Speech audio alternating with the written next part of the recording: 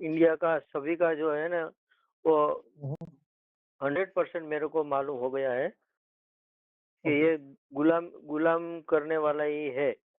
थोड़ा-थोड़ा ओके, पहले भी जानता ही था, लेकिन आपके साथ में बात करके क्लियर हो गया है। ओके, ओके, बहुत बढ़िया। जी, विश्वजीत आप बताएँ?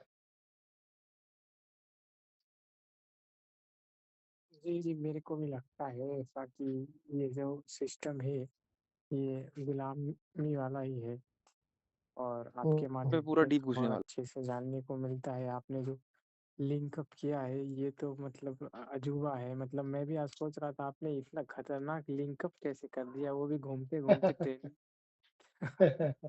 तो ये भी मैं भी ताज्जुब मान रहा हूँ कि आपने ये जो लिंक अप किया, ये कैसे कर दिया 1 साल में, वो भी इतना परेशानी झेलते हुए। तो आपके अंदर कुछ तो होगा जो कि ये आप लिंक कर दिए और कोर्स भी बना दिए और इसको हुँ, बाँट भी रहे। तो अच्छा है ओके, मेरी तरफ जी। से।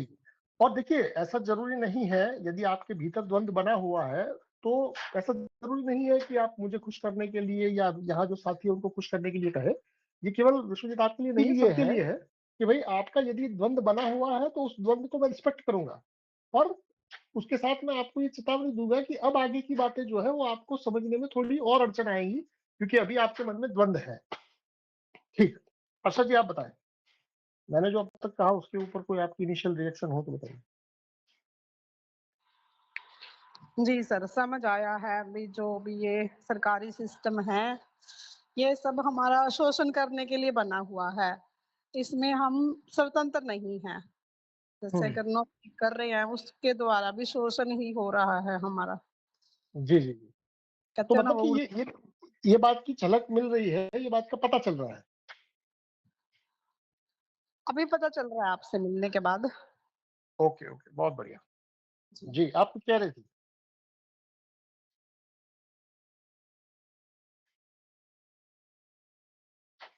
जी, कैलाश जी आप बताएँ? हाँ, ये तो प्रश्न हो गया है, क्योंकि तंत्र जो बना है ना, वो दिखाने के लिए और एक चीज़ है, हाथी के दाँत की तरह, लेकिन अंदर से और कुछ है। इसको समझना आपके साथ एक्चुअली मिलने के बाद, डिस्कशन के बाद, इस थोड़ा-थोड़ा ये क्लैरिटी मिल जा रहा है, देखने का, जो ओके, सोचने का, देखने का। जी, जी, जी, बहुत बढ़िया। Okay, okay.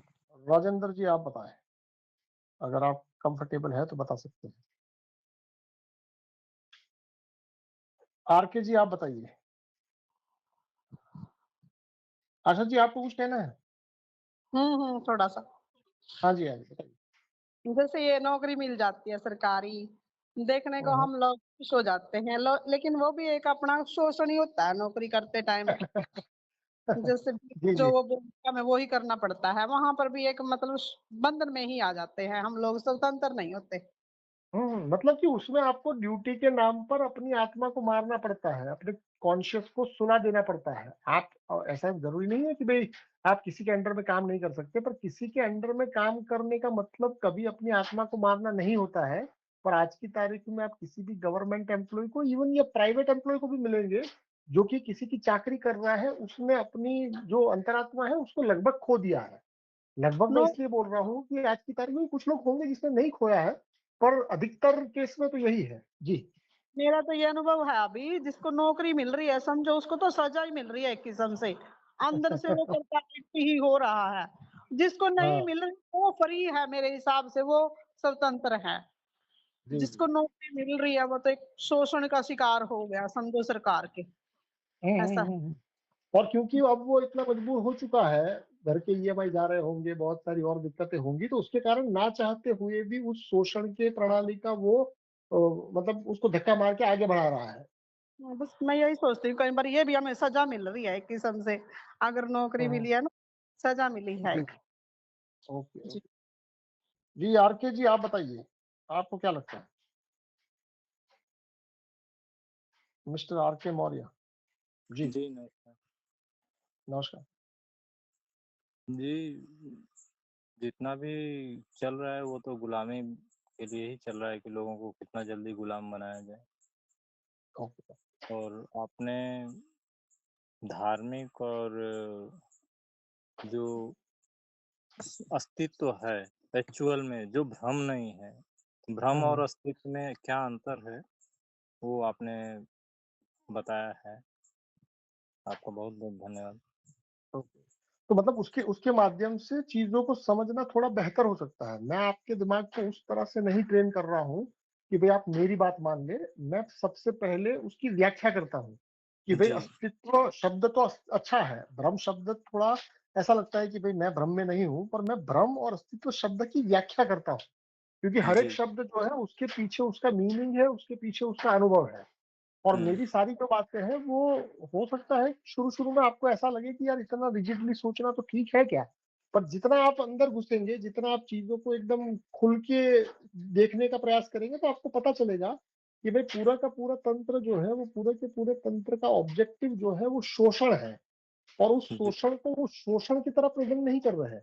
वो प्रेज़ेंट ऐसे करेंगे कि जैसे हम दिक्कत को मिटा रहे हैं, पर हकीकत में वो दिक्कत को नहीं मिटा रहे हैं, वो आपकी स्वतंत्रता के जो थोड़े बहुत रास्ते बचे हुए हैं, उसको बंद करने की पूरी कवायद है। पूरी पूरी तरह से बंद करने के। जी, जी। क्योंकि अभी भी कुछ जहाँ पॉकेट पे बचे हुए हैं, जहाँ से व्यक्ति स्वतंत्र हो सकता है, तो उस पॉकेट को कैसे डिस्ट्रॉय किया जाए या उस पॉकेट को कैसे प्लास्टर किया जाए, उस जी, हिसाब से तंत्र पूरा काम कर रहा है। जी। और यहाँ पे जो ऊर्जा का सिद्धांत है, हुँ। हम लोग ऊर्जा के सिद्धांत को छोड़ रहे हैं। जी, जी। इसकी वजह से हम गुलाम होते जा रहे हैं। हाँ, हाँ। भाई किसी भी देश की सरकार जो है वो कभी कोई उत्पादन नहीं करती, ये अपने आप में सिंपल स्टेटमेंट है। ज़्यादातर जी, लोगों को ये पता भी है कि भाई सरकार का काम एक जगह से लेके दूसरी जगह देना ही है, पर वो जी, समझ ही नहीं पा रहे हैं कि भैया वो एक जगह से लेके दूसरी जगह नहीं दे रही है।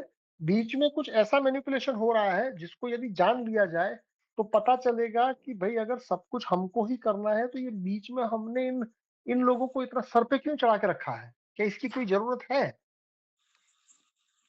जी। बताइए और कुछ ऐड करना चाहते हैं तो स्वागत है।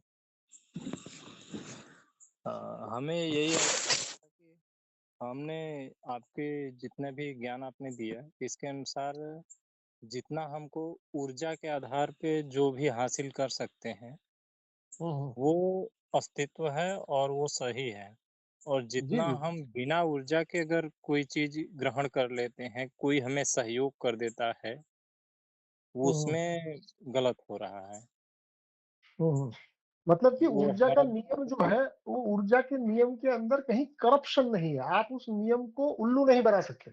जी, बाकी सारी चीज़ें जो है उसमें क्या है कि उसमें आपके रिश्ते-नाते, आपका स्वभाव, आपका उस व्यक्ति के साथ या उस सिस्टम के साथ आपका कितना लगाव है, ये सारी चीज़ें मायने रखती है।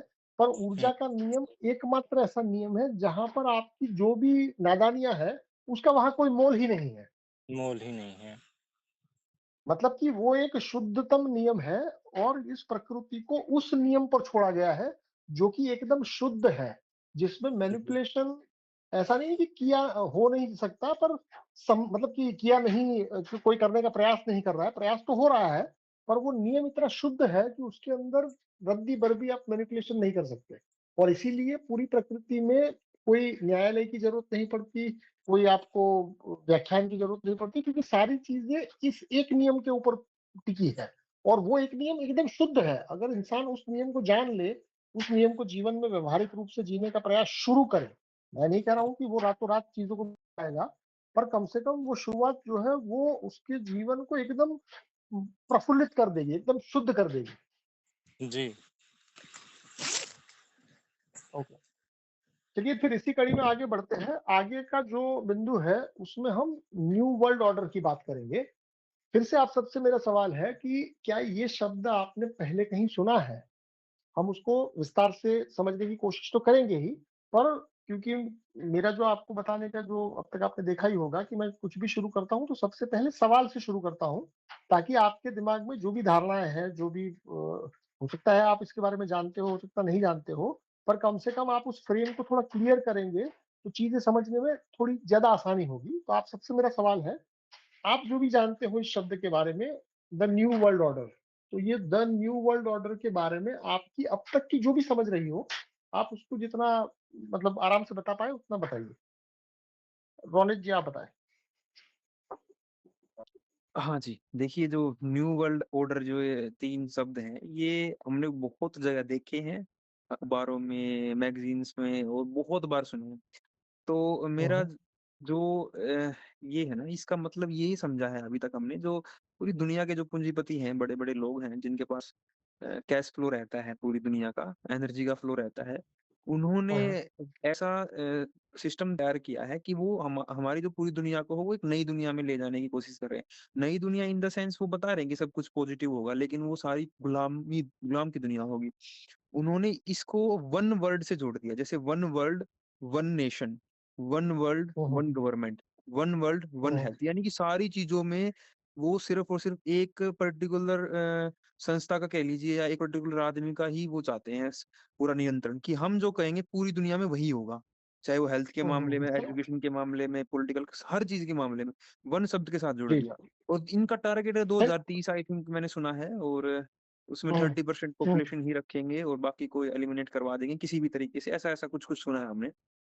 वैक्सीन्स ओके, के द्वारा या और अलग-अलग चीज़ों के द्वारा पॉपुलेशन को कम करना, पॉपुलाइज़ करना चाहते हैं। और जो बिल गेट्स है, मैं ओके, मानता हूँ इनका सबसे बड़ा पालतू कुत्ता है बिल गेट्स, पूरी दुनिया में वो ओके, चीज़ों को चलवाता है। हम्म। और भी बहुत कुछ है जैसे बोलने के लिए, लेकिन आप बोलोगे तो अच्छा रहेगा। नहीं, नहीं, ठीक है। देखिए, अभी तो मैं केवल आपकी जो भी धारणाएँ हैं, जैसे आपने डिपॉपुलाइज़ेशन का बात किया, आपने वन थियरी का बात किया, मतलब सेंट्रलाइज़ेशन की बात की, आपने बिल गेट्स का नाम दिया, आपने पूंजीपतियों का नाम दिया, ठीक है, आपकी जो भी अब तक की धारणा है, उसको तो हम रखेंगे ही। आगे मैं आपको उसको 3-4 अलग-अलग एंगल से बताऊँगा, तो हो सकता है कि आपको कुछ चीज़ें क्लियर हो और उसके ऊपर बात भी करेंगे। ठीक है, आप कुछ और ऐड करना चाह रहे हैं इसमें?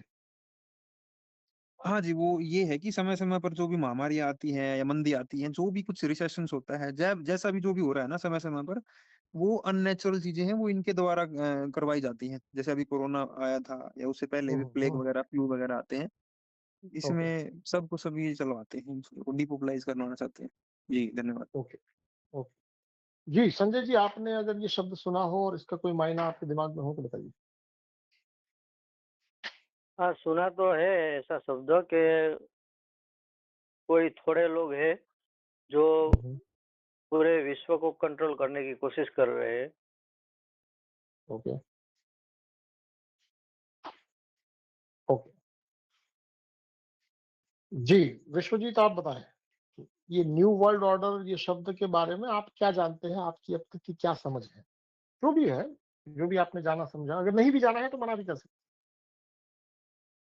न्यू वर्ल्ड ऑर्डर एक शोषण का जो है ना खतरनाक तरीका है, जो कि हैं। हुँ, आने हुँ, वाले समय में आपने बताया इस बैंक और ये क्या बोलते हैं लोकतंत्र मतलब राजनीति और कंपनी के द्वारा एक मिलीभगत है और हुँ, इसके इसका जो प्रणाली है आगे जो है ना और कसता जाएगा न्यू बंडल में जो शोषण की प्रणाली है और हुँ, हुँ, इसी इसी हद तक सीमित नहीं रहेगी और ज्यादा जो है सो कसेगी। तो यही है ओके, न्यू वर्ल्ड ऑर्डर की लोगों को कंट्रोल ज्यादा से ज्यादा लोगों तक पहुंचना और लोगों को एक एक आदमी नहीं बचना चाहिए सभी को कंट्रोल में रखना। Okay, okay. जी, आशा जी आप बताएँ? आशा जी सुन पा रही हैं तो बता सकती हैं। जी, राजेंद्र जी आप बताइए? ये शब्द आपने पहले सुन रखा है, कुछ मायना बनाया है? कैलाश जी आप बताइए?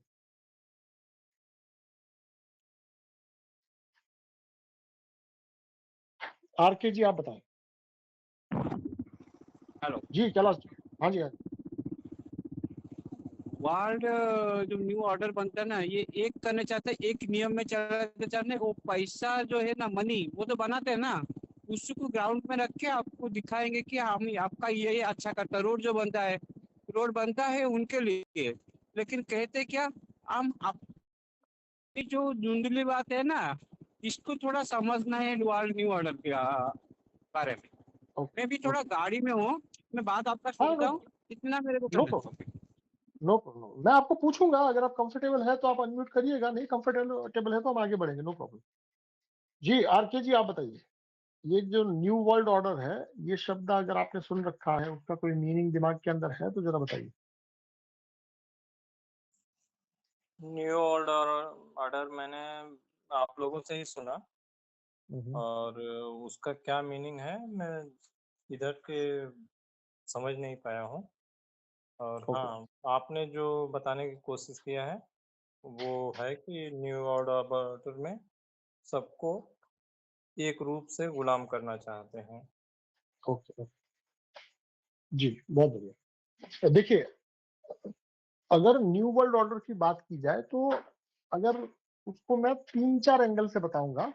सबसे पहले उसका एक सिंपल फॉर्म, अगर मान लीजिए कि आप शब्द सभी लोगों को समझ में आए, उसके लिए यदि 1-2 लाइन में ही इसकी व्याख्या करनी हो तो ऐसे कर सकते हैं कि न्यू वर्ल्ड ऑर्डर जो है वो एक शोषण की कॉम्प्लेक्स प्रणाली है, जटिल प्रणाली है।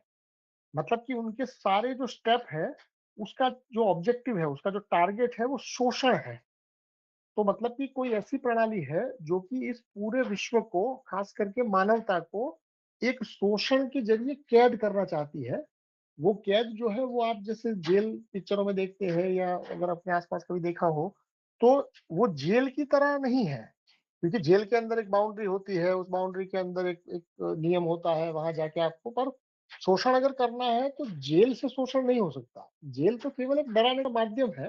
पर ये जो न्यू वर्ल्ड ऑर्डर है, वो अगर सिंपल फॉर्म में कहा जाए तो उनका टारगेट शोषण है।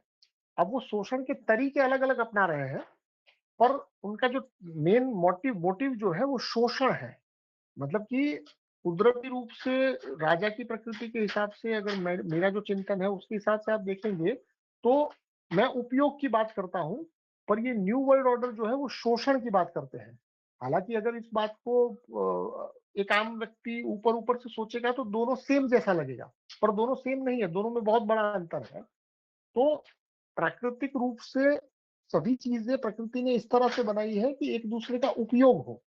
और मैं जैसे कहता हूं कि उपयोग हमेशा गुणों का होता है, पर शोषण में गुण की बात नहीं होती। शोषण का मतलब जबरदस्ती होता है। शोषण का मतलब ये होता है कि आपके पास जो भी है वो मुझे छीनना है।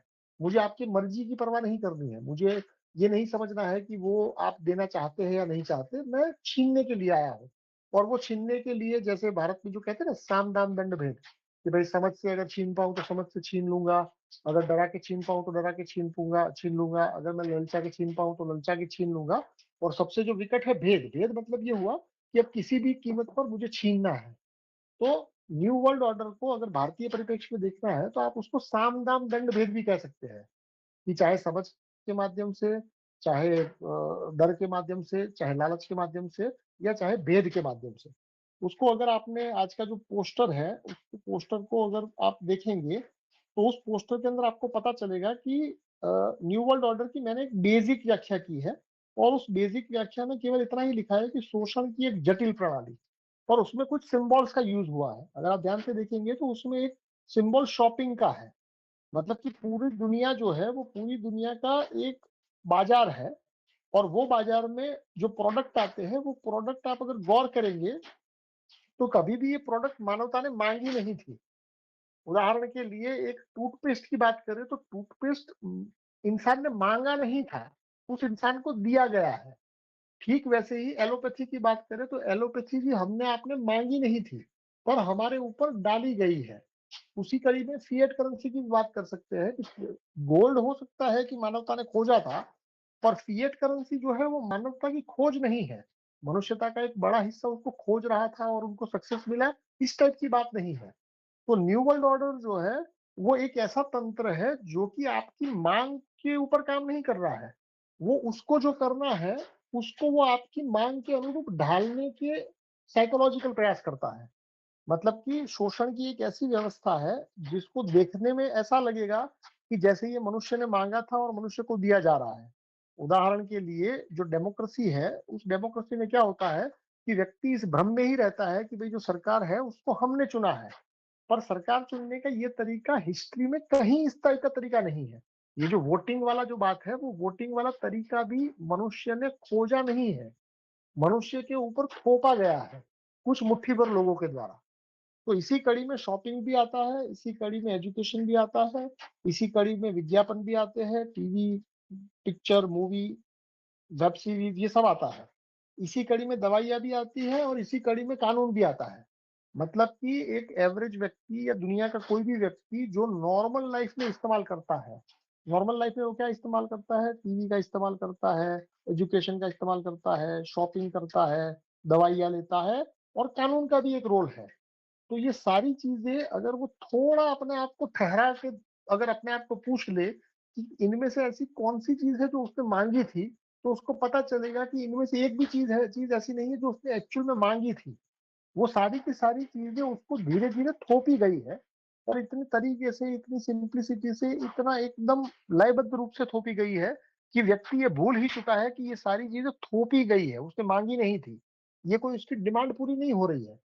ये सारी चीज़ें उसके ऊपर थोपी गई है, पर क्योंकि व्यक्ति इतना दौड़ रहा है, इतना भाग रहा है, इतना कूद रहा है कि उसको ये लग रहा है कि उसकी माँग पूरी हो रही है। तो न्यू वर्ल्ड ऑर्डर को एक सिंपल एक लाइन में कहा जाए तो वो एक शोषण की प्रणाली है, जहाँ पर आपके जीवन के लगभग हर एक फैसले जो है, वो आपको ये लगता है कि आप ले रहे हैं, पर हकीकत ये है कि आपसे आप ले रहे हैं, आपको इन्फ्लुएंस करके वो आपके माध्यम से एग्ज़ीक्यूट किया जा रहा है। तो इस प्रणाली को मैं एक सिंपल फिनोमेना में मैं कहता हूँ कि ये शोषण की एक जटिल प्रणाली है। अगर इसको थोड़ा व्यापक रूप दिया जाए कि भाई शोषण की जटिल प्रणाली तो है, पर अगर इसको थोड़ा व्यापक रूप से समझना है, डे टू डे लाइफ में ये कैसे इफ़ेक्ट करता है, तो उसको समझने के लिए फिर आपको एक उसका मैं एक एडवांस वर्ज़न पेश कर रहा हूँ। इस एडवांस वर्ज़न में मैं 3 शब्द का इस्तेमाल कर रहा हूँ। एक शब्द है मिक, एक शब्द है फिक और एक शब्द है टिक। मतलब कि शोषण की ऐसी प्रणाली जो 3 एंड से गवर्न होती है। एक मिलिट्री एंड है, एक फाइनेंशियल एंड है और एक टेक्निकल एंड है। अब आप देखिए कि आप अपने जीवन में जो भी कर रहे हैं, उदाहरण के लिए कोई व्यक्ति प्राइवेट नौकरी कर रहा है, तो अब उसको ये लगेगा कि प्राइवेट नौकरी में मिलिट्री कहाँ आ गई, प्राइवेट नौकरी में ये फिक मतलब फाइनेंशियल इंडस्ट्री कहाँ आ गई, टेक्निकल इंडस्ट्री कहाँ आ गई। पर आप देखिए कि आप जहाँ नौकरी कर रहे हैं, वहाँ ये तीनों चीज़ें हैं। भई कानून का एक दबाव है। मिलिट्री इंडस्ट्रियल कॉम्प्लेक्स का मतलब ये मत समझिए कि केवल युद्ध का सामान एक बड़े लेवल पर है। पर आप जिस लेवल पर काम कर रहे हैं, चाहे वो नौकरी हो, बिज़नेस हो, कुछ भी हो, तो उसमें ये तीनों तरीके का आपके आस-पास एक एटमॉस्फेयर क्रिएट होगा। इसको बड़े लेवल से समझना है तो आप ऐसे समझिए कि दुनिया भर में फाइनेंशियल कॉम्प्लेक्सेस है, मतलब कि फाइनेंशियल एक संरचना है, जिसको मैं फिएट करेंसी कहता हूँ। तो पूरी दुनिया का फाइनेंशियल जो डिस्ट्रीब्यूशन है वो सेंट्रलाइज़ है। जैसे आईएमएफ है, जैसे वर्ल्ड बैंक है, जैसे सारी जो संस्थाएँ बनी हुई है, वो पूरी दुनिया को लगेगा ऐसा कि भई पहले से फ्रीडम बढ़ी है, पर हकीकत ये है कि सारे तार जो है वो सेंट्रलाइज़ हो चुके हैं। सेंटर में बैठे-बैठे तय होता है कि किस देश को कितनी ग्रांट मिलनी चाहिए, किस प्रोजेक्ट के लिए ग्रांट मिलनी चाहिए, कब मिलनी चाहिए। ये सारा चीज़ें मनुष्य की चेतना नहीं तय कर रही है। ऊपर से बैठा हुआ कोई व्यक्ति या व्यक्तियों का समूह या कोई संस्था तय कर रहा है।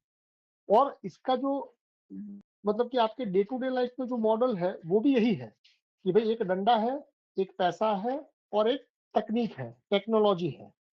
तो आप देखिए कि आपके घर में भी 2 जनरेशन के बीच में जो खींचतान है, वो इसी की है कि भई एक जनरेशन के पास डंडा है, दूसरे जनरेशन के पास टेक्नोलॉजी है, और दोनों के बीच में मुद्रा को लेके एक असमंजस का माहौल है, एक कन्फ्यूजन है। क्योंकि एक ज़माना था जब गोल्ड स्टैंडर्ड था, पर वो गोल्ड स्टैंडर्ड से फिएट स्टैंडर्ड पर बदला, ये चीज़ किताबों से गायब है। ये चीज़ नॉर्मली आपको डिस्कोर्स में कहीं मिलेगी नहीं। नॉर्मल जो डे टू डे लाइफ है, उसके अंदर ये आपको कहीं डिस्कशन में मिलेगा ही नहीं। आप अगर कभी एक्सपेरिमेंट भी करें कि किसी को पूछिए, तो किसी को पता भी नहीं होगा। पर इसी सिस्टम से कंट्रोल का एक तरीका है, कि यदि डंडे से काम नहीं चलता है, तो फाइनेंस से काम चल जाएगा, और अगर फाइनेंस से भी काम नहीं चलता है, तो टेक्नोलॉजी से काम चल जाएगा। आई होप कि इसको आप रिलेट कर पा रहे हैं कि न्यू वर्ल्ड ऑर्डर जो है वो मिक, फिक और टिक का एक मिला-जुला स्वरूप है, कि मिलिट्री का भी यूज़ होता है। मिलिट्री मतलब कि मसल, मिलिट्री को ऐसा मत समझिए कि बारूद ही। मसल मतलब कि आपके ऑफिस में भी जो कानून है, वो मसल है। जो कुछ नियम होंगे जो आपको फॉलो करने ही है, चाहे आपको पसंद आए या ना आए, वो मसल पावर है। फिर कुछ टेक्नोलॉजी है जिसमें आपको वो समझ में आए या ना आए, पर आपको उसको फॉलो करना है, और फिएट करेंसी तो है ही। और इसका जाल जो है वो केवल आपके मेरे घर में नहीं है, पूरी दुनिया में है। पूरी दुनिया जो है उसको गवर्न करने के लिए मिक, टिक और फिक, मतलब कि ये 3 एजेंसियाँ हैं, ऐसा कोई नाम है नहीं। ये मैं आपको ये कह रहा हूँ कि ये एक समूह है। एक समूह जो है वो मिलिट्री रिलेटेड चीजों को नियंत्रित करने की बात करता है, एक समूह जो है वो फाइनेंस रिलेटेड चीजों को नियंत्रित करने की बात करता है, और एक जो है वो टेक्नोलॉजी को नियंत्रित करने की बात करता है। पर ये तीनों मिले हुए हैं, ये किसी को नहीं पता है। सबको लगेगा ये है कि भाई ये तीनों चीजें इंडिपेंडेंट है, पर हकीकत ये है कि ये तीनों माध्यम है। इसके माध्यम से एक आम व्यक्ति का या पूरे समाज का शोषण हो सकता है, और शोषण करने का ये तरीका इतना सामान्य है कि व्यक्ति को पता ही नहीं चलेगा कि ये शोषण हो रहा है। इवन जैसे पुराने लोगों को कंप्यूटर की शिक्षा देने के लिए, सरकारी लोगों की मैं खास बात कर रहा हूँ, एक मुहिम चली कि भाई उनको ये सीखना पड़ेगा। हकीकत ये है कि उनको नहीं आता है और उनको सीखना ही पड़ेगा, ऐसा जरूरी नहीं होता। पर आपके दिमाग में ये परोसा गया कि नहीं, ये नहीं सीखोगे तो तुम्हारा जीवन बर्बाद हो जाएगा। हकीकत में ऐसा कुछ है ही नहीं। पर फिर भी साइकोलॉजिकली सबके ऊपर दबाव डाला जाता है कि तुम ये करो वरना मरोगे। हकीकत में ऐसा कुछ है नहीं। और जब भी कोई चीज सरकारी रूप से, कानूनी रूप से होती है, जैसे मान लो मैं ये कह दूं कि अगर ऐसा नहीं करोगे तो बहुत डिफिकल्टी होगी, तो ये मैं व्यक्तिगत रूप से कह रहा हूँ। पर यदि यही चीज किसी कानून के रूप में सरकार बोलने लगे तो उसका इम्पैक्ट कुछ अलग होता है। तो आपको ये समझना पड़ेगा कि ये तीनों जो सिस्टम है, military industrial complex, financial industrial complex और टेक्निकल इंडस्ट्रियल कॉम्प्लेक्स, ये तीन तरीके हैं। अब ये तीन तरीके में से कोई मिलिट्री से मान जाता है, कोई टेक्निक से मान जाता है और कोई मुद्रा से मान जाता है। आप उसको इस तरह से समझिए कि ये अपनी बात को थोपने के तीन तरीके हैं। अगर विश्व के लेवल पर देखेंगे तो ये लिटरल है कि भाई किसी भी देश में दूसरे देश की मिलिट्री आके क्या करती है, भाई बारूद बरसाती है। तो बारूद बरसाना क्या है? बारूद बरसाना मतलब कि आपको फिजिकली प्रेशराइज किया जा रहा है। और कोई भी आपको जो जो फिक है, फाइनेंशियल इंडस्ट्रियल कॉम्प्लेक्स, वो आपको ललचा के अपने पाले में कर लेती है कि भाई अगर आपने ये नहीं किया तो आपका आईएमएफ का अगला इंस्टॉलमेंट रुक जाएगा, अगर आपने ये नहीं किया तो आपको ये नहीं मिलेगा। और ठीक वैसे ही technical industrial complex, technical industrial complex मतलब एआई है, फेसबुक है, इंस्टाग्राम है, ये सारी चीजें एक पर्टिकुलर देश ने खोजी है और थोपी सबके ऊपर है। आई होप कि आपको ये बातें समझ में आ रही है। मैं थोड़ा एक रिएक्शन चाहूंगा आप में से एक दो व्यक्ति का। कोई भी, जो भी साथ कंफर्टेबल है वो बता सकते हैं। जी। ये समझ आ रहा है स्वामी? Okay okay. जी, और कोई एक साथी जरा थोड़ा हामी भर दे ताकि मैं ये आश्वस्त हो जाऊं कि चीजें समझ में आ रही है।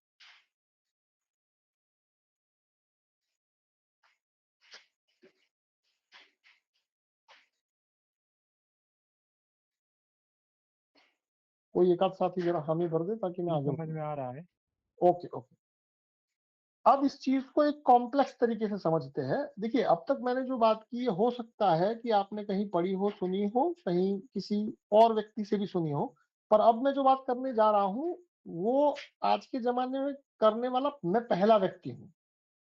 मतलब कि मैंने भी ये बात कहीं सुनी नहीं है, ये मेरा अपना ऑब्जर्वेशन है कि भाई न्यू वर्ल्ड ऑर्डर जो है उसको मैं असुर की श्रेणी में रखता हूँ। क्योंकि अब तक की जो बातें हैं उसको समझने के लिए आपको शायद थोड़ा बहुत टेक्निकली ऐसा लगेगा कि कुछ लोग हैं जो कि शोषण करना चाहते हैं, पर वहां जवाब ये नहीं मिलता कि ये शोषण क्यों करना चाहते हैं। भाई अगर कोई किसी को पीट रहा है तो उसके पीछे कोई कारण होता है, भले वो कारण मुझे समझ में आए ना आए वो अलग बात है, पर बिना कारण के कोई व्यक्ति किसी को पीट नहीं सकता। तो जब कोई किसी को बिना कारण के पीट नहीं सकता, तो इतना बड़ा, इतना वैश्विक लेवल पर जो शोषण का पूरा फॉर्मूला बना है, उसके पीछे कारण नहीं हो सकता ऐसा नहीं समझ सकते, कारण तो होगा ही।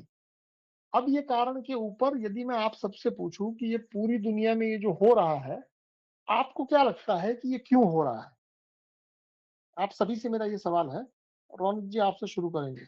आप बताएं कि ये न्यू वर्ल्ड ऑर्डर जो है इसके माध्यम से पूरी दुनिया में शोषण हो रहा है, तो क्या शोषण क्यों हो रहा है उसके ऊपर आपको कोई, आपके पास कोई जानकारी है? देखिए, इस चीज को मैं इस तरीके से समझता हूँ कि जो चुनिंदा लोग हैं, जो ग्रुप है उनका, जो पूंजीवादी लोग हैं पूरी दुनिया में, वो पृथ्वी को इस तरीके से देखते हैं कि जितनी ज्यादा पॉपुलेशन हो बढ़ेगी, या जितना ज्यादा लोग बढ़ेंगे यहाँ पे, चाहे वो समझदार लोग हों या फिर ताकतवर लोग हों, तो वो उतना उनके लिए शोषण करना मुश्किल हो जाएगा। अब वो शोषण करना क्यों चाहते हैं, इसका इसका जवाब ये है कि वो जो संसाधन है इस धरती के, उनका वो मैक्सिमम यूज करना चाहते हैं। अब जैसे जैसे ज्यादा लोग होंगे वो संसाधन बढ़ते जाएंगे लोगों के अंदर, और जितना समझदार लोग होंगे वो उन संसाधनों का अच्छे से यूज करेंगे। तो वो जो सारा प्रणाली है, वो संसाधनों का है बस सारा रोड़ा, कि वो संसाधन वो लोग ज़्यादा से ज़्यादा यूज़ करना चाहते हैं। इसमें ऊर्जा भी आ जैसे सकती है, हमारा सोना भी आ जैसे सकता है। जैसे कि कौन से संसाधन, ये मान लीजिए मिट्टी भर जो लोग हैं, वो दुनिया का हाँ, कौन सा संसाधन इस्तेमाल करना चाहते हैं जिसमें पॉपुलेशन उनको बाधा लग रही है? पॉपुलेशन इसलिए बाधा लग रही है जैसे कि बेसिकली आप इस चीज़ को इस तरीके से समझ सकते हैं कि जो हमें बताया गया है वो ये है कि भई जो ग्राउंड लेवल पानी है पूरी पृथ्वी का वो पीने लायक बहुत कम है। और ओके, वैसे तो बहुत सारा पानी है समुद्रों में, लेकिन पीने लायक कम है, और ज़्यादा लोग होंगे तो वो बँट जाएगा, ठीक है? ओके, और ओके। हाँ, दूसरा यहाँ पे ना हवा का भी है, जैसे जितनी ज़्यादा पॉपुलेशन होगी उतना प्रदूषण बढ़ता रहेगा। हुँ, तो हुँ। प्रदूषण बढ़ रहा है तो वो कहीं न कहीं उनको भी इफ़ेक्ट करेगा फिर। तो वो इस ओके। तरीके से करना चाहते हैं कि पॉपुलेशन कम हो तो संसाधनों का इस्तेमाल कम करें लोग, और ज़्यादा से ज़्यादा वो कर पाएँ इस चीज़ को। हुँ, हुँ। तो मैं ओके। तो इसको इसी तरीके से समझता हूँ। ओके। अब जो ये डीपॉपुलाइज़ेशन का आप सोच रहे हैं, तो डीपॉपुलाइज़ेशन करने में अगर न्यू वर्ल्ड ऑर्डर में उनका टारगेट ये है, तो अब तक की जो पृथ्वी की यात्रा रही है, उसमें ये टारगेट सक्सेसफुल होता दिख रहा है या फेल होता दिख रहा है? देखिए, डिपॉपुलेशन करना इनका एकदम से ये नहीं कि गोली मार देंगे, लेकिन धीरे-धीरे कर रहे हैं। प इनका सक्सेसफुल मुझे लग रहा है कि हो रहा है, क्योंकि ना ये ऐसे नहीं कर रहे हैं कम, जैसे मनुष्य की बीज खत्म कर दिया, जैसे बच्चे पैदा नहीं कर पाएगा, आने वाली जनरेशन ही पैदा नहीं होगी। अगर होंगी तो वो इतनी ज़्यादा कमज़ोर होंगी, वो रिबेलियश नहीं होंगे, वो सिर्फ़ गुलाम ही पैदा होंगे। इस तरीके नहीं, से नहीं, वो देखिए धीरे-धीरे करके अब ये आज नहीं तो देखिए 50 साल बाद। अब 2 चीज़ें हो गई। अगर हुँ। डीपॉपुलाइज़ेशन करना ये उनका गोल है, तो क्या अभी डीपॉपुलाइज़ेशन हो रहा है या वर्ल्ड की आबादी तो बढ़ रही है? नहीं, वो बता रहे हैं ना बढ़ रही है, लेकिन वो ओके, कम हो रही। Okay, okay. मतलब कि बढ़ नहीं रही है, पॉपुलेशन कम हो रही है। हाँ, मेरे हिसाब से कम हो रही। Okay, okay. अब आप मुझे बताइए लॉजिकली कि भई अगर पॉपुलेशन कम हो रही है, तो फिर हुँ, हुँ। आईवीएफ और उनका टारगेट भी यही है कि पॉपुलेशन कम हो जाए, तो फिर वो आईवीएफ हुँ। क्यों दे रहे हैं? आईवीएफ तो इसलिए दे रहे हैं ना उनको, अधर्मिक लोग पैदा करने। हाँ, हाँ, तो मतलब कि अब आपको ये समझना पड़ेगा कि उनका टारगेट डीपॉपुलाइज़ेशन है या डीमोरलाइज़ेशन है। वो आपकी चेतना के ऊपर अटैक करना चाहते हैं या वो आपके शरीर के ऊपर अटैक करना चाहते हैं? अ, हाँ, ये समझने का विषय है, क्योंकि एक तरीके से देखा जाए तो आईवीएफ जो वो अधर्म की तरफ ले जाता है लोगों को, और वो दोनों देखिए तरीके से, वो फिजिकली भी और मेंटली भी, दोनों तरीके। सिंपल सा मामला ये है कि भैया मुझे शोषण करना है। अब मुझे जो शोषण करना है, यदि वो संसाधनों का शोषण है, कि भई अगर ज़्यादा लोग होंगे तो ये संसाधन ज़्यादा लोग डिमांड करेंगे और मेरे हिस्से में कम आएगा। यदि इस लॉजिक को हम लेके आगे चलेंगे तो आगे नहीं बढ़ पाएँगे। क्यों नहीं बढ़ पाएँगे? क्योंकि पिछले 150-200 साल में पृथ्वी की आबादी बढ़ी है। आपको ये हो सकता है मैं डेटा के ऊपर नहीं जा रहा हूँ, पर आप अपने आस-पास तो देख ही सकते हैं, कि आप अपने आस-पास हुँ, देखेंगे कि भई गाँव की आबादी पहले आपके बाप के टाइम पे कितनी थी या दादाजी के टाइम पे कितनी थी और अब कितनी है, तो उसमें आपको पता चलेगा कि डीपॉपुलाइज़ेशन अगर उनका मोटिव है, तो डेटा के ऊपर ना भी जाए तो भी आपको पता चलेगा कि वो पॉइंट से तो मतलब वो चीज़ें लॉजिकली जस्टिफाई नहीं होगी। पर अगर मैं आपके हुँ, सामने हुँ, दूसरा तथ्य रखूँ कि भई अगर उनको डीपॉपुलाइज़ करना होता, तो फिर अगर दुनिया में आबादी वैसे ही कम हो रही है, तो उनको आईवीएफ नाम की टेक्नोलॉज़ी आपको देने की ज़रूरत नहीं थी। हुँ, हुँ, तो मतलब कि डीपॉपुलाइज़ेशन ये पॉपुलर नैरेटिव है, पर मैं उसको खारिज कर रहा हूँ। क्यों खारिज कर रहा हूँ? क्योंकि ह्यूमन जो है उससे उसको कुछ चाहिए। उसको ह्यूमन के बॉडी को खत्म नहीं करना है। अब आपको ऐसा समझना पड़ेगा कि कोई बैटरी होती है, बैटरी। तो जी। बैटरी बैटरी कैसे काम करती है? बैटरी को हमेशा चार्ज करना पड़ता है। हुँ, अब बिल्कुल। प्रकृति की जो डिज़ाइन है, उस डिज़ाइन को थोड़ा गौर से समझिए कि प्रकृति का डिज़ाइन जो है, उसमें आप और हम बैटरी ही हैं।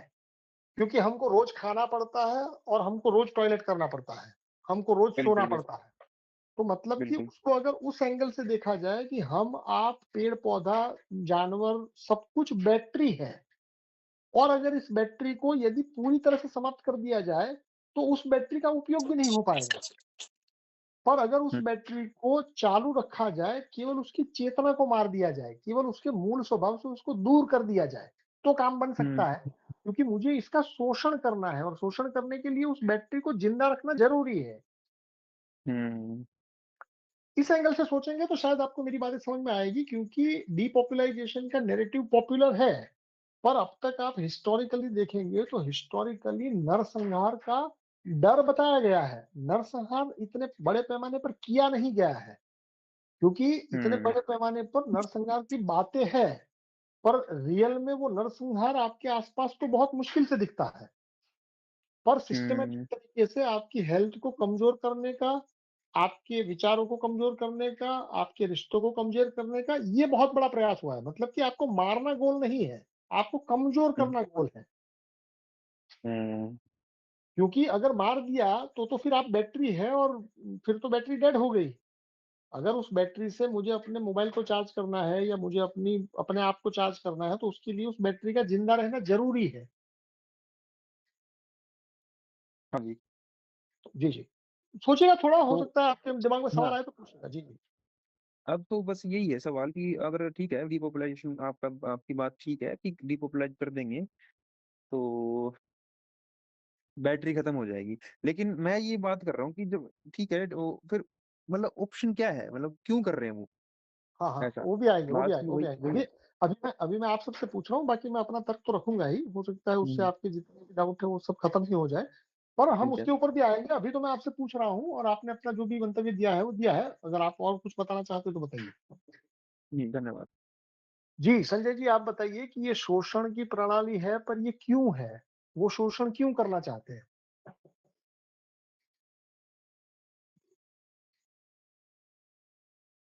संजय जी, आपका इंटरनेट वीक है शायद। विश्वजीत, आप बताइए, उनसे बाद में बात करेंगे। मिस्टर विश्वजीत, हाँ, संजय जी, अगर आप कंफर्टेबल हैं तो बता सकते अ, आपके साथ बात करके मेरे को पता चलता है हैं। कि ये जो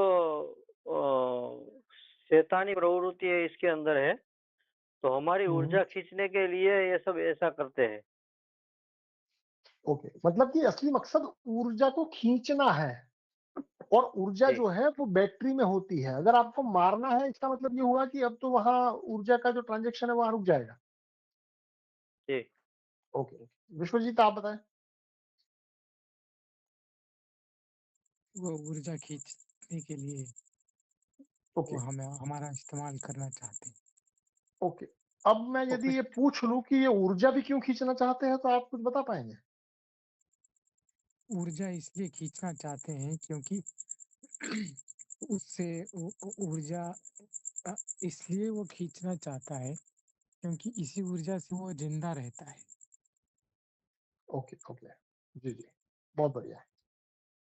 हाँ जी, आशा जी, आप बताएँ कि ये शोषण की पूरी प्रणाली है, उसको जिसने भी बनाया है, वो क्यों बनाया है? वो शोषण क्यों करना चाहते हैं?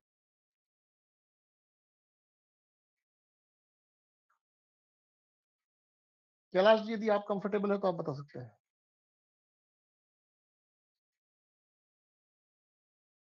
आरके जी, आप बताइए। हाँ जी, कैलाश जी, आप बताएँ। तो अभी थोड़ा दिमाग में गाड़ी में हूँ, थोड़ा दिमाग में प्रेशर पकड़ना पड़ेगा। बाद में बता दूँगा फ़ोन में देखिए आपको। देखिए देखिए देखिए देखिए, मैं आपको फिर से एक बार कह दूँ कि आप अगर कंफर्टेबल हैं तभी बताएँ, क्योंकि बार-बार यही बताएँगे तो कोई मतलब नहीं है। क्योंकि आप नहीं बताएँगे तो मैं आगे बढ़ जाऊँगा, डोंट वरी। ठीक है, ये ठीक है। 3 बार गाड़ी-गाड़ी बोल चुके हैं। हाँ, हाँ, मैं वही कह रहा हूँ कि आप गाड़ी में हैं, ये सबको पता है। अब आप केवल बताना चाहते हो तो बताएँ, नहीं बताएँगे मैं आगे बढ़ ही जाऊँगा, don't worry. Ji, RK ji, आप बताइए। जी, क्योंकि जो असुर है वो ऊर्जा के नियम को तोड़ नहीं सकता, इसलिए हुँ, हुँ। उसे अच्छे से ऊर्जा का नियम मालूम है और हमारी ऊर्जा को सोखने के लिए वो हमें इस तरह का बनाना चाहता है कि हम उसे डिस्टर्ब न कर सकें और आराम से वो हमारी हुँ, ऊर्जा को ग्रहण कर सकें। ओके, ओके, बहुत बढ़िया। जी, राजेंद्र जी, आप कुछ ऐड करना चाहते हैं तो करिए। देखिए, इसमें ये जो न्यू वर्ल्ड ऑर्डर है, उसको मैं असुरी प्रवृत्ति कहता हूँ। क्यों कहता हूँ? उसके पीछे का राज जो है वो पौराणिक कथाओं में छुपा है। आप सब याद करिए कि क्या आपने भारत की पर्टिकुलरली, वैसे तो हर एक संप्रदाय की या हर एक पंथों की जो भी कहानियाँ हैं उसमें इसका ज़िक्र है, पर भारत की जितनी भी स्टोरी है, चाहे वो रामायण हो, चाहे वो महाभारत हो, चाहे वो इधर-उधर के कोई भी ग्रंथ हो, उसमें आपको कुछ चीज़ें कॉमन मिलती हैं। अगर मैं आपको ये कहूँ कि भई अब तक आपने असुर के बारे में जितनी कथाएँ सुनी हैं और साथ में ये भी सुना है कि भई ये जो असुर है, उन्होंने देवताओं की बड़ी आराधना की या परमात्मा की बड़ी पूजा की या उसकी आराधना की, उसको प्रसन्न किया। अब आप मुझे बताइए कि प्रसन्न करने के बाद वो परमात्मा से क्या माँगते थे? क्योंकि इसका जवाब देने पर आपको ये आगे की चरण जो है वो थोड़ा आसानी से समझ में आएगा। आप में से जो भी व्यक्ति इसको उसका उत्तर जानता हो, अपने आप को अनम्यूट करे और बताए कि जब भी कोई असुर ने परमात्मा को प्रसन्न किया था, तो उसकी माँग क्या रही थी? वो कौन-सा आशीर्वाद माँगता था या वरदान माँगता था? जी, संजय जी आप बताएँ। ल लंबा आयुष्य। ओके, क्या हिस्टोरिकली आपने इसके अलावा असुर की कोई और माँग देखी थी? हाँ। बताइए। मेरे पास ऐसी शक्ति हो कि मैं सभी सभी को मार सकूँ और कोई मेरे को मार ना सके। तो ये तो अमरत्व की ही माँग हुई ना, इसके अलावा बोल रहा हूँ, अमरत्व की माँग तो सेंटर में है ही, उसके अलावा असुर ने कभी कुछ माँगा था? क्या उसने धन-दौलत माँगी हो? क्या उसने ज़मीन-जायदाद माँगी हो? क्या उसने सोना माँगा हो? क्या उसने ऐशो-आराम माँगा हो? ऐसा कुछ भी चीज़ उसने माँगा था? तो याद नहीं है। जी, और कोई साथी अगर उसके पास कोई रेफ़रेंस है तो बताएँ कि अमरत्व की माँग के अलावा क्या असुर ने कहानियों में, किस्से कहानियों में, पौराणिक ग्रंथों में, क्या किसी और चीज़ की कभी भी माँग की है? नहीं, मैंने तो जहाँ तक देखा है पैसा, घर ये सब तो नहीं माँगा है, ये सब तो सुदामा जी ने माँगा है। मुझे घर दे दो, ये दे दो लेकिन राक्षस तो अमृत ही माँगता था। हाँ। भई इससे किसी को अगर आगे की बात समझ में आई है तो वो ज़रा अपना बात रखे। भई असुर जो है उसकी माँग जो है वो हिस्टोरिकली मतलब कि हमारे पास आधार क्या है? हमारे पास शास्त्र आधार है। शास्त्रों के आधार पर हम ये कह सकते हैं कि हमने ऐसी एक भी कहानी नहीं सुनी है, जिसमें असुर या राक्षस की माँग जो हो, वो अमरत्व के अलावा कुछ भी हो। वो अपने आप को शक्तिशाली करना चाहता था या व्हाटएवर जो भी करना चाहता था, वो केवल मृत्यु को पीछे धकेलना चाहता था। अब इससे अगर आप खुद तार कोई जोड़ना चाहते हैं, आप में से कोई व्यक्ति जोड़ना चाहता है तो स्वागत है, वरना मैं तो आपको बता ही दूँगा। और फिर भी मैं आप लोगों में से किसी प्रतिभा का वेट कर रहा हूँ कि भई कोई बताए मुझे, कि इस चीज़ को लिंक करके हेलो। अगर न्यू वर्ल्ड ऑर्डर को देखा जाए तो क्या होगा? जी, कैलाश। ये तो अमृत तो माँगते थे। दूसरी बार वो अमृत पाने के बाद वो जितनी भी उपभोग का चीज़ होता है, नारी वगैरह उपभोग का चीज़ हो जाए उसको हासिल करना चाहते हैं ज़बरदस्ती। ये एक भी है ना रामायण में सीता को लिया, इसको द्रौपदी को लिया। इसमें लिंग शास्त्र से ऐसा मेरे को समझ आता है, लेकिन वो तो अमृत मुख्य है। इसके साथ ये भी उनका एक इच्छा होती है ना, कि माँगा नहीं, माँगा तो नहीं, हाँ, क्योंकि ज़बरदस्ती हाँ, किया। मैं वही कह रहा हूँ कि अगर अगर आपके पास अमृतत्व है, तो क्या दूसरी किसी चीज़ को माँगने की अब ज़रूरत बचती है? परमात्मा से माँगने की क्या ज़रूरत है अब आपके पास अमरत्व तो है। हाँ, हाँ, हाँ, हाँ, हाँ, हाँ, हाँ, ठीक, जी। ठीक, ओके। हाँ जी, भई और कोई साथी कुछ जोड़ना चाहे? देखिए, अमरत्व की माँग जो है वो सेंट्रल माँग है। दुनिया के लगभग हर एक ग्रंथ के अंदर ये आपको कहीं डायरेक्टली इनडायरेक्टली मिलेगी कि भाई जो असुरी प्रवृत्ति के लोग हैं, असुर का मतलब आप समझिए, असुर मतलब कि वो जो कि अमर होना चाहता है। और अगर मैं आपको एक और सवाल पूछ लूं कि कोई भी आदमी अमर क्यों होना चाहता है? भाई हमने शोषण का एक लॉजिक बनाया कि वो शोषण इसलिए करना चाहता है ताकि वो अमर हो सके। अमरत्व की जब भी परमात्मा से मांग की गई, क्या परमात्मा ने किसी भी राक्षस को अमरत्व का सीधा-सीधा वरदान दिया है? आपको कोई रेफरेंस में ऐसी कोई स्टोरी मिलती है, जहाँ पर ऐसा हुआ हो?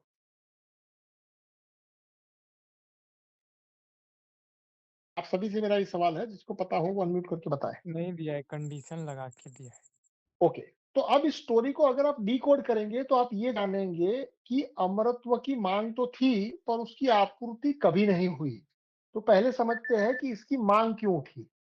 देखिए, कोई भी व्यक्ति चाहे आप हो, मैं हो, असुर हो, कोई भी हो, वो अमरत्व की मांग तभी करता है जब उसके पास आपूर्ति हो, पर उस आपूर्ति को भोगने का पर्याप्त समय ना हो। अब ये पर्याप्त समय को आप इस तरह से समझिए कि जब उसकी बैटरी जो है, उसको बार-बार उसको रिचार्ज करना पड़ता है। तो इसका मतलब ये हुआ कि बैटरी को यदि वो रिचार्ज नहीं करेगा तो बैटरी डेड हो जाएगी, मतलब आदमी मर जाएगा। तो वो इस फॉर्मूला को एलिमिनेट करना चाहते थे, वो इस फॉर्मूला को बदलना चाहते थे और उसके लिए उन्होंने सबसे पहले यही रास्ता चुना कि आइए हम क्रिएटर से बात करते हैं, आइए हम भगवान या परमात्मा से बात करते हैं, यदि वही हमें दे दे तो हमारी झंझट ही खत्म हो जाए। तो ये अमरत्व की चाह जो है वो मोह से पैदा होती है कि उनका चीजों के प्रति जो मोह था, उनके पास चीजें बनाने की टेक्निक थी। जैसे उदाहरण के लिए एक छोटा-सा ऐसा उदाहरण दे रहा हूँ जो आप समझ पाएँगे। मान लीजिए आपको जूते पहनने का बड़ा शौक है। आप दुनिया भर के पैटर्न लेके आए, दुनिया भर के कलर लेके आए और आपने अपने हिसाब से भी कई कई जूते बना लिए और आपने इतने सारे जूते बना लिए और जूते बनाने के बाद आपको पता चला कि भई आपके पास जितने जूते हैं, उतना तो आपके पास समय ही नहीं है। इसलिए जूते यूज़ करने के पहले ही आप मर जाने वाले हैं। तो अब आपके अंदर एक चाह उठेगी कि भाई अगर मुझे ये सारे जूतों को भोगना है तो उसके लिए मुझे अमर होना पड़ेगा। उसके लिए मुझे अपनी आयु को बढ़ाना पड़ेगा। तो अब आप जाते हैं परमात्मा के पास और परमात्मा को ये कहते हैं कि भैया मुझे अमर बना दो। और परमात्मा उसको ये कहता है कि भई ये तो पॉसिबल नहीं है, क्योंकि ये प्रकृति के गुण में नहीं है, ये प्रकृति के स्वभाव में नहीं है। तो अमरत्व की मांग तो ठीक है, पर उसकी आपूर्ति परमात्मा ने नहीं की। पर परमात्मा ने साथ में एक चीज़ जोड़ के उस असुर को ये कहा कि भैया तुम छीन सकते हो तो छीन सकते हो, कोई तुम्हें रोकेगा नहीं क्योंकि ऊर्जा का नियम है, उसमें कोई रोक-टोक नहीं है। ऊर्जा का नियम अपने आप में स्वतंत्र नियम है। तो अब असुर ने उस ऊर्जा के नियम के आधार पर अपने आप को टिकाए रखने के लिए आपकी ऊर्जा का उपयोग करना शुरू किया। कि भाई जैसे होता है ना कि भाई आप खाए-पिए और उसका पोषण जो है, वो यदि मुझे मिलने लगे तो ये शोषण का बहुत ही कॉम्प्लेक्स तरीका है, कि भाई सारी ऊर्जा आप लगाए, पर उस ऊर्जा का जो आउटकम है, उसका जो फाइनल प्रोडक्ट है, वो आपको ना मिलके मुझे मिलने लगे। क्या अब ये स्टोरी थोड़ी लॉजिकल लगती है? अगर आप में से किसी का कोई विरोध है तो भी बताएँ और अगर आपको इसके तार जुड़ते हुए मिलते हैं तो भी बताएँ, मैं बारी-बारी से सबसे पूछूँगा। रोनित आपसे शुरू करेंगे। हाँ जी। जी। तो मैंने जो हाँ, कहानी बताई यहाँ उस कहानी में आपको कोई संदर्भ मिला या कोई संदर्भ टूटा, क्या हुआ? नहीं सारी चीज़ें ठीक है कि उसको ऊर्जा चाहिए और उसको अमर होना है और अमर इसलिए होना है कि वो चीज़ जो संसाधन है उनको भोगना चाहता है ज़्यादा से ज़्यादा। हुँ, तो हुँ। ठीक है ये सब लेकिन यहाँ असुर कौन है? नाम जानना ये चाहते हैं? सवाल। मतलब नहीं नाम जानना नाम है? नहीं नाम नहीं जानना। क्या जानना है फिर? उम, क्योंकि मुझे लगता है एक पर्टिकुलर इंसान तो हो नहीं सकता असुर। असुर ना, ना, वो ना, पहले सुनिए, हाँ, पहले समझते हैं कि आप असुर के बारे में क्या जानना चाहते हैं? उसका नाम जानना चाहते हैं तो मैं आपको नाम बताऊँ। कुछ और जानना चाहते हैं तो कुछ और बताएँ। नहीं मैं यहाँ अपने आप को दिमाग में ये मान के चल रहा हूँ कि जो असुर जो होगा वो जो भी व्यक्ति अमर होना चाहता है वो असुर प्रवृत्ति का ही होगा। हाँ, हाँ, असुर का इतना ही मतलब होता है। असुर का मतलब ये नहीं है कि उसके बड़े-बड़े दाँत है या उसका काला रंग है। असुर का मतलब ये मतलब हुआ कि कि वो जो व्यक्ति प्रकृति ने जो सिस्टम बना के दिया है कि जन्म लेना पड़ेगा वो मरेगा भी। तो वो उस देखिए नियम को तोड़ना चाहते हैं। हाँ, प्रकृति में एक ही स्थिरता है कि भैया आप बैटरी हैं और बैटरी जो है उसका लाइफ टाइम जो है वो लिमिटेड है। हुँ, आप समझे बिल्कुल। मेरी बात को? तो अगर वो वो इस लिमिटेड नियम है को तोड़ना चाहता है हाँ, अगर इसीलिए। उस और उसका भी लॉजिक है कि इस नियम को कौन तोड़ना चाहेगा? अगर आपके हुँ, पास देखिए प्रकृति में जितने भी संसाधन हैं, उसके बाद उसको प्रोसेस करने का काम प्रकृति ने नहीं किया है, वो आपको करना है, मतलब कि वो पेंडिंग है। प्रकृति ने सीधा-सीधा हवाई जहाज नहीं बनाया था। प्रकृति ने हवाई जहाज का फ़ॉर्मूला पंछियों के माध्यम से दिया, पर हवाई जहाज प्रकृति ने नहीं बनाया है।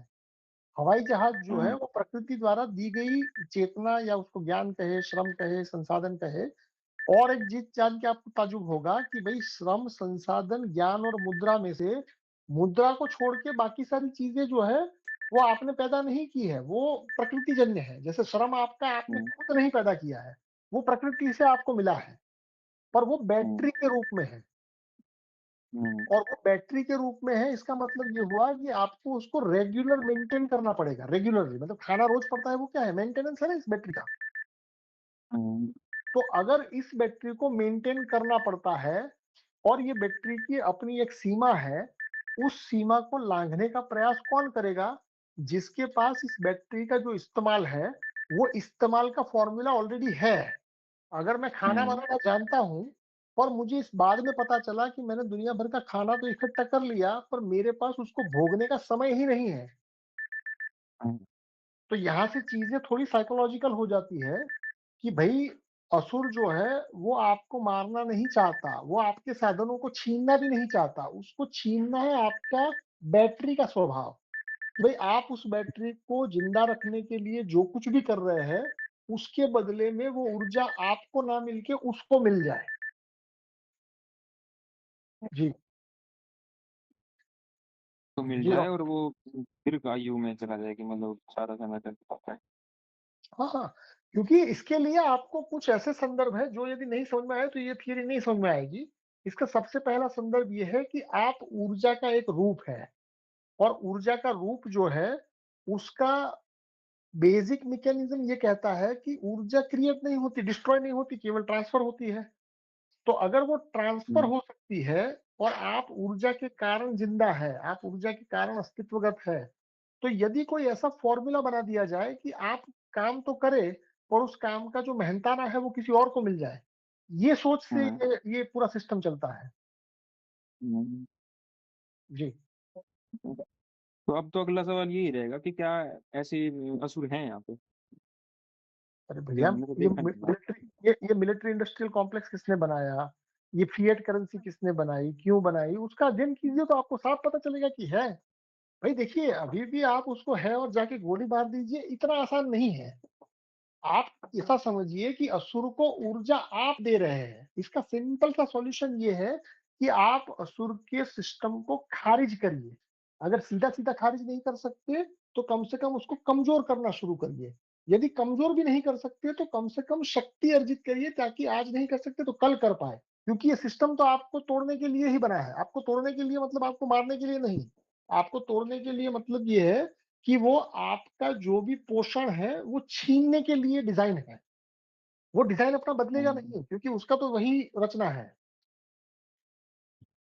जी जी जी। हाँ जी, संजय जी आप बताएं। मैं जो बात कर रहा हूँ क्या उसके तार जुड़ रहे हैं या कोई एडिशनल कंफ्यूजन क्रिएट हो रहा है? बराबर जुड़ रहे हैं स्वामी जी, लेकिन वो जो आप वो असुर असुर को वो भगवान ये देते हैं, वरदान देते हैं अमृत का, तो उसको बोलते हैं तू तप कर, बराबर। ओके, तो ऐसा सुना है मैंने, लेकिन ऊर्जा की बात जो है वो आपसे आपसे ही सुनी है। देखिए वो जितने नहीं नहीं, भी वो तो ग्रंथ मेरे हैं। को बराबर यार मालूम पड़ गया, ये आपका पूरा सिस्टम न्यू वर्ल्ड का। हम्म, वो तो जी मेरे जी। को खाली, वो तो मैं समझने के लिए ये बात किया। देखिए ऐसा है कि क्योंकि ग्रंथों की जो भाषा है वो काव्यात्मक है, वो रूपक के अर्थ में है, तो सीधा सीधा लिटरली यही शब्द तो आपको नहीं मिलेंगे, पर अगर उस कहानी के आपको डॉट्स जोड़ना है, उस कहानी को अगर आप प्रोसेस करेंगे और समझ